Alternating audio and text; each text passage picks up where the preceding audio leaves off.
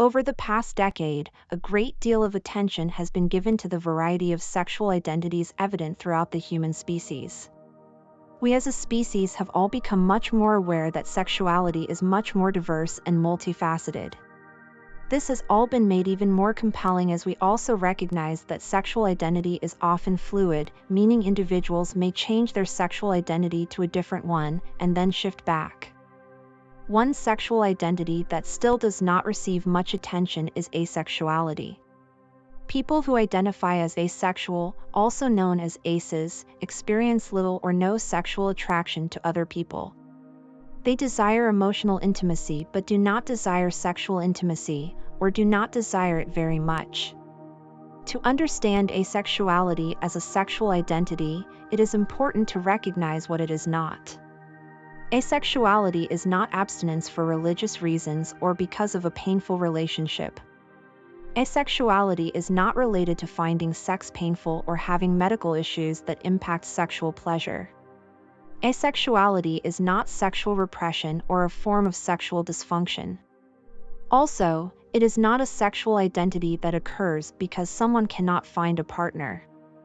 Asexuality can be confusing for many because we think of sexuality as an essential part of being human. But it is not. Sexuality is certainly an important part of the human experience, but it is not essential. Human connectedness, which does not relate to sexuality, is a more important part of the human experience. In fact, when considering asexuality, it is useful to keep in mind that from a biological perspective, sex is only essential when it comes to reproduction. It has no other essential role in the human experience. When you take reproduction out of the equation, sex is not essential for humans. It is certainly, for the most part, a very positive aspect of being human, and it is certainly very important to many people.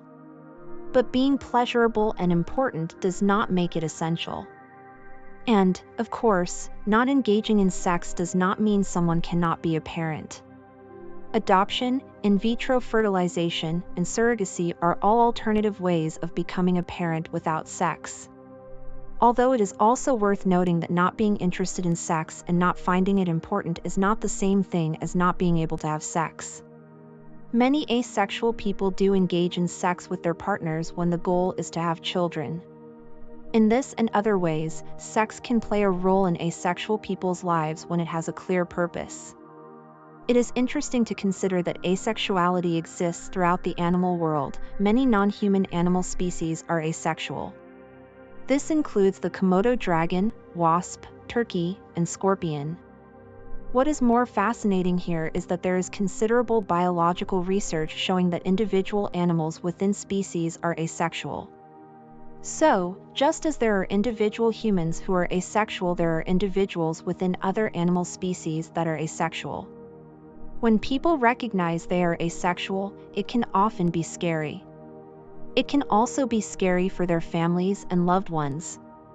My experience is that this fear is often due to how much importance we tend to associate with sex. We see sex as something that is essential when it really is only very important. That may seem like a minor distinction, but it really is a major one. All people live their lives without having something that someone else, often many someone else's, find very important. Living as an individual human means finding a path forward with what you find important and not what others do. In my experience, asexuality also scares people because they think it means that an asexual person will live their life alone. Who, they think, would want to be in a relationship with someone who is not interested in sex? But this fear overlooks the beautiful ways that couples find ways of working out their differences when it comes to things like sex. Certainly, one way for an asexual person to be in a solid relationship is to find someone else who is asexual. This allows for a relationship that is emotionally intimate and not sexually intimate. Being asexual does not require only that a person be in a relationship with someone who is asexual.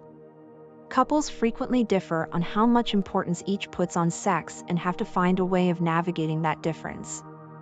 This is no difference for someone who is asexual being with someone who is sexual. In fact, an asexual partner-sexual partner relationship can often bring a unique connection when it comes to sex.